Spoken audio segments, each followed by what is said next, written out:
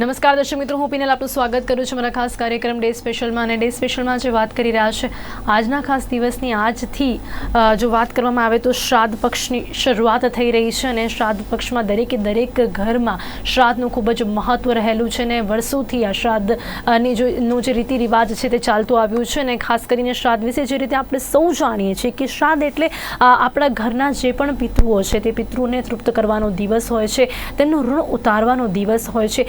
દરેકે દરેક વ્યક્તિ પોતાના ઘરમાં આ દિવસ દરમિયાન, આ 16 દિવસ દરમિયાન પોતાના પિતૃઓને શ્રાદ્ધ અર્પણ કરશે. અને શ્રાદ્ધ જ્યારે અર્પણ કરવાનો દિવસ હોય છે ત્યારે દરેક ઘરમાં અલગ અલગ વાનગીઓ બનતી હોય છે. અને જે રીતે શ્રાદ્ધ આપવામાં આવતું હોય છે તેના વિશે આજે આપણે વાત કરવાના છીએ. અને તેની સાથે સાથે ક્યાંક આપણે એ પણ જાણીશું કે ઇતિહાસમાં કઈ કઈ એવી વાતો છે કે જે શ્રાદ્ધને લઈને જોડાયેલી છે, અને તેની સાથે કઈ રીતે શ્રાદ્ધ જો આપવામાં આવે તો કહી શકાય છે કે એ શ્રાદ્ધ સીધા પિતૃઓને જાય છે. અને જો શ્રાદ્ધ આપવામાં આવે છે આ શ્રાદ્ધ પક્ષ દરમિયાન, તો ખાસ એવું પણ કહેવામાં આવે છે કે જે ઘરમાં શ્રાદ્ધ કરવામાં આવે છે તો જે લોકોને, જે ઘરમાં પિતૃઓને ઠારવામાં આવે છે તે ઘરમાં કોઈ પણ પ્રકારની મુશ્કેલીઓ ઊભી નથી થતી અને એ ઘરમાં હંમેશાથી ખુશખુશાલી રહેતી હોય છે. તો કઈ રીતે આપણે કરી શકીએ છીએ શ્રાદ્ધ અને તેની સાથે તેના મહત્ત્વને સમજીએ, જેની માટે મારી સાથે અહીંયા જોડાઈ ગયા છે આશુતોષ આચાર્યજી. આશુતોષજી, આપનું સ્વાગત છે. જય શ્રી કૃષ્ણ. આચાર્યજી, સૌથી પહેલાં વાત કરીએ, આજે જ્યારે શ્રાદ્ધ પક્ષની શરૂઆત થઈ રહી છે ત્યારે મેં તો ખાસ કરીને સમજાવ્યું છે, પરંતુ આપની મતે શ્રાદ્ધ એટલે શું અને તેનું કેટલું મહત્ત્વ છે કે જેની આજથી શરૂઆત થઈ રહી છે, અને આ શ્રાદ્ધ પક્ષ એટલે શું, આ 16 દિવસનું કેટલું મહત્ત્વ રહેલું છે? જી બિલકુલ, બહુ ઉત્તમ પ્રશ્ન કર્યો. શ્રાદ્ધ એટલે શું? શાસ્ત્રોમાં વર્ણવ્યું છે. સૌથી પહેલાં તો દેવતાઓને વંદન કરીએ છીએ, તો એ જ રીતે પિતૃઓ, જેના થકી આપણે અવતાર છે, પિતૃઓનું સૌથી મોટું મહત્વ રહેલું છે. કારણ કે સંસ્કૃતિને સંચાલન માટે એક પિતૃ તત્વ બહુ મહત્વનું છે. આપણે જ્યારે આપણા સંતાનોને જન્મ આપીએ ત્યારે આપણી પાછળ થતી ક્રિયા હોય તો પૂર્વજોની પાછળ ક્રિયામાંથી ક્રિયાને આપણે શ્રાદ્ધ જોતા હોય તો શ્રાદ્ધનો શાસ્ત્રમાં અર્થ કર્યો, શ્રદ્ધયા પિતૃન ઉદ્દિશ્યતે યત કર્મ ક્રિયતે તત્ શ્રાદ્ધમ. અર્થાત શ્રદ્ધા સાથે પિતૃઓને ઉદ્દેશિત કરીને જે કંઈ પણ કર્મ કરવામાં આવે, જે ક્રિયા કરવામાં આવે છે, જે જવ, તલ અને વિધિ સહિત કરવામાં આવતી ક્રિયા છે, એને શ્રાદ્ધ કહેવાય છે. ખાસ કરીને આપણે વાત કરીએ છીએ મહાલય પક્ષ, જે ભાદ્રપદ કૃષ્ણ એટલે ભાદરવા વદ પક્ષને, કૃષ્ણ પક્ષે ભાદરવાનો જે છે એને મહાલય પક્ષ અથવા તો શ્રાદ્ધ પક્ષ કહીએ છીએ. દરેક ક્ષેત્રમાં જોઈએ તો અજવાળિયું જે છે, જેને આપણે શુક્લ પક્ષ કહીએ, એ દેવતાઓનો દિન કહેવાય છે. અને અંધારિયું જે છે કૃષ્ણ પક્ષ, એ પિતૃઓનો દિન ગણાય. એમાં જ્યારે ભાદ્રપદ માસની વાત કરીએ એટલે કે ભાદરવો વિશેષ કરીને પિતૃઓ માટે ઉદ્દેશિત કરવામાં આવ્યો છે. આ સમયગાળાની અંદર જે કોઈ પણ વ્યક્તિ શ્રદ્ધા સાથે પિતૃઓને ઉદ્દેશીને જે કંઈ પણ ક્રિયા કરે છે એ બધી જ ક્રિયાઓને શ્રાદ્ધ કહેવાય છે. શાસ્ત્રમાં ત્યાં સુધી કહ્યું છે, દેવ કાર્યાદપી સદા પિતૃકાર્યમ વિધીયતે વિશિષ્યતે દેવતાભ્યો હિ પૂર્વમ પિતૃણામ આપ્યાયનમ વરમ. દેવતાઓ કરતાં પણ વિશેષ મહત્વ હોય તો પિતૃ પૂજાનું છે. કારણ કે એને કરવાથી પિતૃનો આશીર્વાદ મળવાથી, જેમ આપણે કહ્યું ને કે પિતૃઓની કૃપાથી ઘરમાં સુખ શાંતિ બધું રહે, તો એ જ વસ્તુ છે. જે લોકો પિતૃઓની અર્ચના કરે છે, પિતૃઓના સેવા કરે છે, પિતૃઓની આશીર્વાદ ગ્રહણ કરે છે, એમના જીવનમાં સુખ શાંતિ સમૃદ્ધિ, પિતૃઓની આંતરડી થરવા, એમના આશીર્વાદ થકી જીવનમાં સમસ્ત તત્વોની સકારાત્મક મળી શકે. એમ કહેવાય, સન્મતિ, સંતતિ અને સંપત્તિ, આ ત્રણેય સકારોની સકારાત્મકતા આપવાવાળું કોઈ પર્વ હોય પિતૃઓના માટે તો એ શ્રાદ્ધ પર્વ છે. જી જી જી આશુતોષ, હવે વાત કરીએ કે આ જે પરંપરા છે તેની જે શરૂઆત થઈ છે, વર્ષોથી ચાલતી આવતી આ પરંપરા છે, કેવી રીતે આની શરૂઆત થઈ છે, અને તેની સાથે જ જો આજે વાત કરીએ તો કેવી રીતે કરવામાં આવે છે શ્રાદ્ધ? જે બિલકુલ બહુ ઉત્તમ પ્રશ્ન છે. શરૂઆત ક્યાંથી થઈ? આ તો બ્રહ્મકાળથી એમ કહેવાય છે કે જ્યારે સંસ્કૃતિની શરૂઆત થઈ, દેવતાઓની પૂજાની જ્યારે શરૂઆત થઈ, એની સાથે સાથે પિતૃઓની સ્થિતિ થઈ, અને પિતૃઓને નિમિત્તે એમના સંસ્કાર વિધિ પૂજા કરવામાં આવે, એ પ્રકારે શ્રાદ્ધની શરૂઆત થઈ. શ્રાદ્ધની આ વસ્તુને સમજવા માટે શ્રાદ્ધનો પ્રકાર સમજવો પડશે. સૌથી પહેલાં જ્યારે કોઈ પણ વ્યક્તિ જીવાત્મા જે છે એ મૃત્યુને પ્રાપ્ત થાય, ત્યાર પછી શરૂઆતનું જે કર્મ હોય એની મૃત્યુ અર્ધોદયિક ક્રિયાઓ, એને આપણે કહેવાય છે કે નૈમિત્તિક એક નિમિત્ત છે કે જે એમનું થયું છે મૃત્યુ, એના નિમિત્તે એને કરવામાં આવતું ક્રિયા શ્રાદ્ધ છે. ત્યારબાદ વર્ષ પૂરું થાય ત્યારે સાંવત્સરિક શ્રાદ્ધ આવે, અને ત્યાર પછી ત્રીજા ભાદરવાની અંદર મહાલય આવે ત્યારે શ્રાદ્ધમાં ભેળવાનો વિધિ થાય. અર્થાત એને કહેવાય છે શ્રાદ્ધમાં એમની તૃપ્તિ કરાવી, અને ત્યાર પછી પ્રતિ વર્ષ આ કર્મ કરવામાં આવતું. શ્રદ્ધા સાથે પિતૃને નિમિત્તે પૂજન અર્ચન કરવામાં આવે, પિંડદાન કરવામાં આવે પિતૃઓને મહાલયની અંદર. અને કહેવાય છે કે કુરુકુત્સ નામના બે દેવતાઓ જે છે વિશ્વદેવો, એમને આગળ કરીને પિતૃઓના પેઢીઓને જે મૃતક છે જેના નિમિત્તે શ્રાદ્ધ કરવા જઈ રહ્યા છે એના પિતા બીજો પિંડ ને બીજું ચટનું સ્થાપન કરતા હોય છે. બીજા સ્થાપનની અંદર માતા, દાદી, પરદાદી, ત્રીજો જે ચટ છે એની અંદર આપણે પૂજા કરવામાં આવતી હોય છે. મોસાળ પક્ષને ચોથા જેટલા સ્નેહીજનો છે, જેટલા સંબંધીઓ છે, એ બધાનો ઉદ્દેશન કરીને એટલે શ્રાદ્ધની અંદર બધાને આવરી લેવામાં આવતું છે. જે દેવંગત થયેલા છે એ તમામને શ્રદ્ધા સાથે ભાગ અર્પણ કરવામાં આવતો હોય છે. આ વિધિ પ્રમાણે પૂજન અર્ચન કરવામાં આવતું હોય છે. આને શ્રાદ્ધનો વિધિ કયો છે. આ આદિ અનાદિકાળથી ઋગ્વેદમાં, યજુર્વેદમાં અથવા બ્રાહ્મણ ગ્રંથોમાં, પ્રાચીન પુરાણોમાં પણ આનો વિશેષ મહિમા અને ઉલ્લેખ આપવામાં આવ્યો છે. કદાચ સામર્થ્ય ન હોય, કોઈ દેવ પૂજા રહી જાય તો ચાલી શકે, પણ પિતૃ પૂજા ક્યારેય જીવનમાં છોડવી નહીં. જી. હવે આશુતોષજી, જે રીતે આપણે વાત કરી કે કેટલાય સમયથી ચાલતી આવતી આ પરંપરા છે, અને કહી શકીએ કે આપે જે વાત કરી કે કદાચ ભગવાનની પૂજાથી પણ ખૂબ વધારે મહત્વની હોય છે શ્રાદ્ધની જે પ્રક્રિયા હોય છે તેને. હવે જો વાત કરીએ તો શ્રાદ્ધ જે છે તે કેટલા પ્રકારના હોય છે, કે અલગ અલગ રીતે શ્રાદ્ધ કરવામાં આવે છે, તો શ્રાદ્ધના આપણા હિન્દુ રીતિ રિવાજ પ્રમાણે કેટલા પ્રકારો છે? જો શ્રાદ્ધના મુખ્ય તો આમ તો કહેવાય છે કે બ્રહ્મ પુરાણ, બ્રહ્મ વૈવસ્વત પુરાણ અને હેમાદ્રી જેવા ગ્રંથોના આધારે શ્રાદ્ધના મુખ્ય 3 પ્રકાર છે: નૈમિત્તિક, નિત્ય અને કામ્ય શ્રાદ્ધ.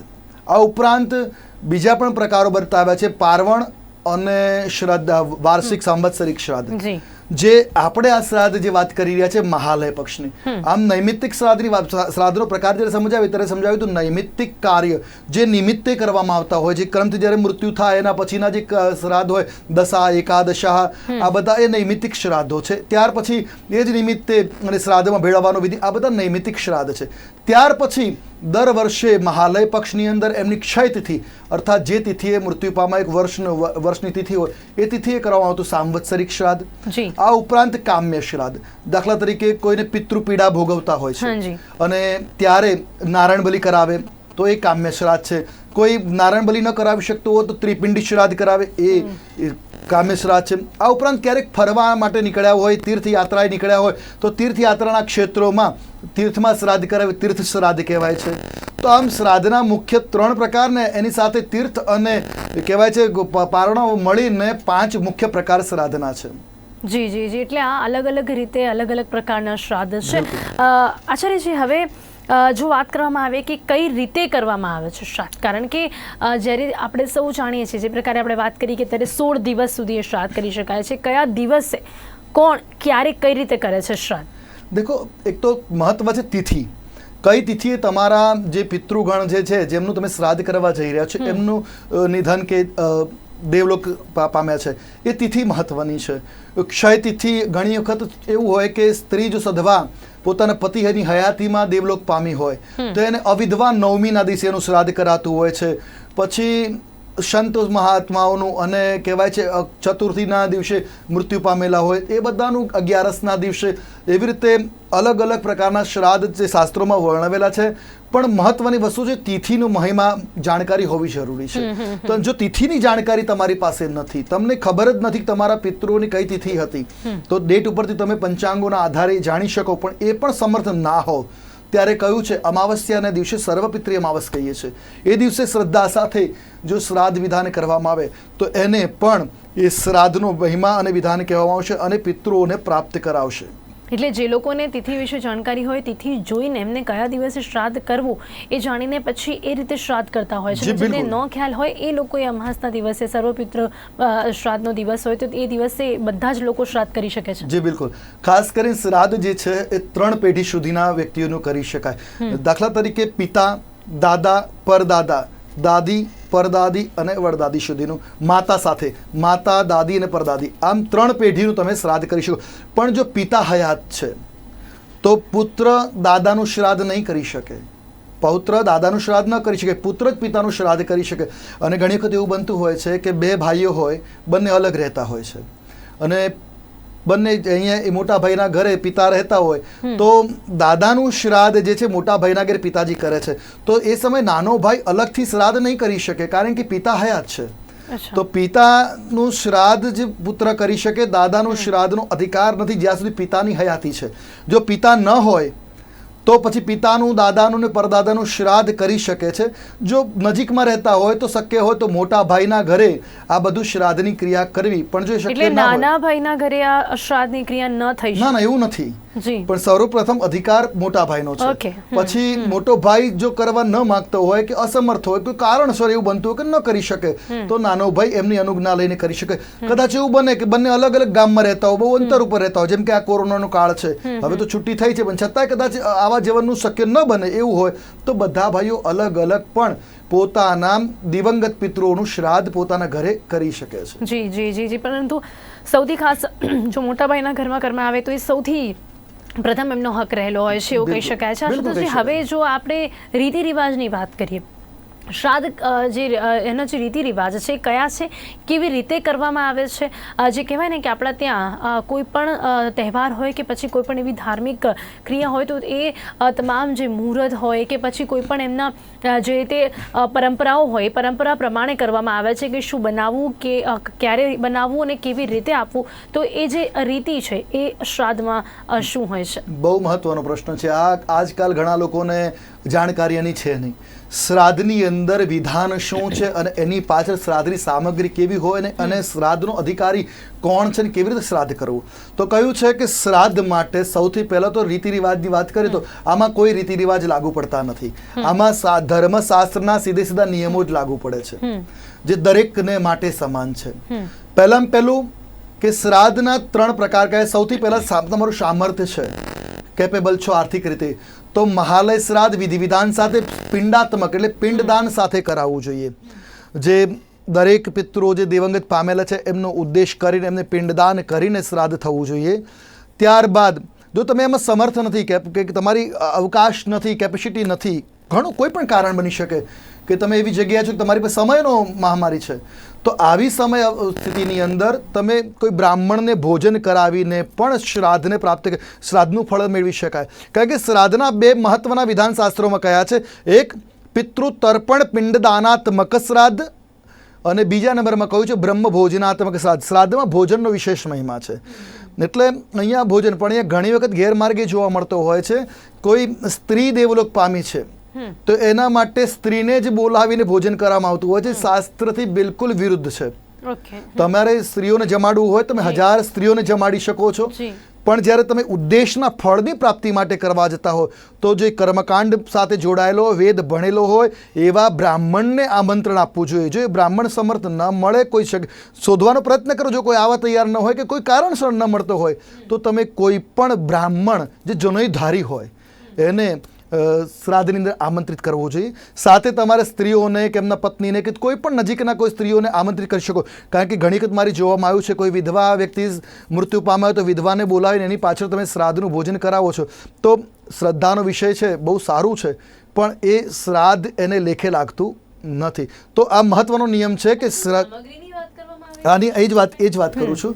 તો આની અંદર સાથે તો આ એક ક્રમ છે. હવે સામગ્રીમાં શું, તો પિંડદાનત વખત થઈ ગયું, દરેક કોઈને જવના પિંડનું શ્રાદ્ધ થતું હોય, કોઈને યવપિષ્ટની સાથે સાથે કોઈને ભાતનું. તો હવે ભોજન સામગ્રીમાં ખાસ કરીને મહત્વનો એક નિયમ રહેલો શાસ્ત્રની દ્રષ્ટિએ કે દૂધની આઈટમ હોવી જોઈએ. જેમ કે કાં તો તમે કોઈને મોહનથાળ ભાવતો તમે એની પાછળ બનાવી રહ્યા છો કે મોદક લાડુ ભાવતો બનાવતા હો, પણ શ્રાદ્ધની શાસ્ત્રમાં કહ્યું છે દૂધ અને ચોખા આ બંનેનું કોમ્બિનેશન કરી દૂધપાક બનાવી શકો, ખીર બનાવી શકો. તો સામર્થ્ય નથી તો દૂધ અને ભાત ભેગા કરી મિશ્રી એટલે ખાંડ ભેળવીને એનેથી શ્રાદ્ધ તમે કરી શકો છો. તો આ સૌથી વધારે લોકોના ઘરમાં શ્રાદ્ધના દિવસે ખીર પૂરી જોવા મળતી હોય છે. બિલકુલ આ જ કારણ છે. તો સૌથી વધારે લોકો જે ખીર પૂરી છે તે જ અર્પણ કરતા હોય છે. તો તેની પાછળ પણ કોઈ ખાસ એવું કહી શકાય કે પિતૃઓને જે પ્રિય પાત્ર છે એ દૂધ છે. દૂધના કારણે દૂધ જે શીતળતા પ્રદાન કરવાવાળો પદાર્થ છે, દૂધ જે સંપૂર્ણ આહાર કયો છે જે દેવતાઓને પણ આહલાદ અપાવવાળો છે. દૂધની સાથે ઘૃત અને ખીર જે પદાર્થો છે સંપૂર્ણ પૌષ્ટિવર્ધક અને પિતૃઓ માટે સૌથી પવિત્ર માનવામાં આવતો અક્ષત જેને કહીએ છીએ એ સૌથી પવિત્રમાં પવિત્ર ધાન્ય ગણવામાં આવ્યું છે.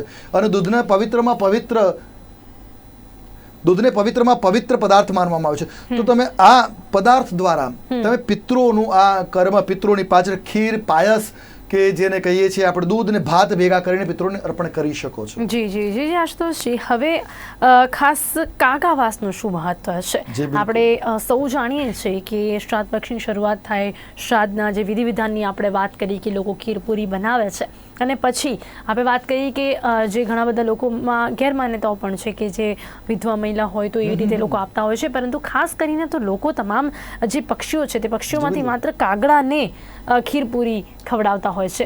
એની પાછળ શું કારણ રહેલું છે? કાગડાને જ કેમ જે ખીરપૂરી કે પછી શ્રાદ્ધની જે પણ સામગ્રી આપણે બનાવતા હોઈએ છીએ તેને અર્પણ કરવામાં આવે છે? વિષ્ણુ ધર્મોત્તર પુરાણ અને જે મત્સ્ય પુરાણ આદિ ગ્રંથો છે કે બ્રાહ્મણ ગ્રંથો આમાં વિશેષ છણાવટ આપી છે. એકલો કાગડાને નહીં, 3 ગણવામાં આવે છે. એક ગાયને ગોગ્રાસ, શ્વાન માટે સ્વગ્રાસ અને વાયસ કહેતા કાગડા માટે વાયસ બલિ, જેને આપણે કાગવાસ કહીએ છીએ. જે કાગવાસ છત ઉપર પધરાવવામાં આવતો હોય છે અને બાકી આપણે કૂતરાને અને ગાયને ખવડાવતા હોય છે હાથે. તો આની પાછળનો મહિમા શાસ્ત્રમાં બતાવ્યું છે. પહેલા પેલું ગાયની વાત કરું.